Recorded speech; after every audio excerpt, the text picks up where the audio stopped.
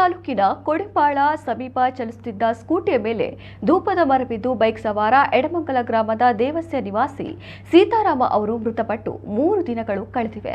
ಆದರೆ ಸೀತಾರಾಮ ಅವರು ಕೋಡಿಂಬಾಳದಿಂದ ತನ್ನ ಮನೆಗೆ ಹರಕೆಗಾಗಿ ಕೊಂಡೊಯ್ಯುತ್ತಿದ್ದ ಕೋಳಿ ಮಾತ್ರ ಘಟನಾ ಸ್ಥಳದಲ್ಲಿಯೇ ಮೃತ ಸೀತಾರಾಮ ಅವರ ಸ್ಕೂಟಿ ಮತ್ತು ಮರದ ಗೆಲ್ಲೊಂದರಲ್ಲಿ ಕುಳಿತು ನಡೆದ ಘಟನೆಗೆ ಸಾಕ್ಷಿಯಾಗಿ ಮೂಕ ರೋದನೆ ಕೈಯುತ್ತಿದೆ.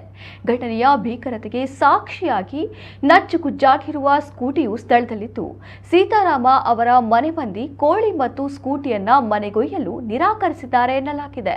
ಹರಕೆ ಹೆಸರಿನಲ್ಲಿ ಬಲಿಯಾಗಬೇಕಾಗಿದ್ದ ಕೋಳಿ ಈ ಅವಘಡದಲ್ಲಿ ಅಪಾಯದಿಂದ ಪಾರಾಗಿ ಜೀವಂತವಾಗಿ ಉಳಿದಿದೆ. ಆದರೆ ತನ್ನದಲ್ಲದ ತಪ್ಪಿಗೆ ಮನೆಗೆ ಕೊಂಡೊಯ್ಯುವವರಿಲ್ಲದೆ ಮರದ ಕೊಂಬೆಯಲ್ಲಿ ಮತ್ತು ಮೃತ ಸೀತಾರಾಮ ಅವರ ಸ್ಕೂಟಿ ಮೇಲೆ ಕುಳಿತು ತನ್ನನ್ನ ಒಯ್ಯಲು ಯಾರಾದರೂ ಬಂದಾರೋ ಎಂಬ ನಿರೀಕ್ಷೆಯಲ್ಲಿ ದಿನ ಕಳೆಯುತ್ತಿದೆ.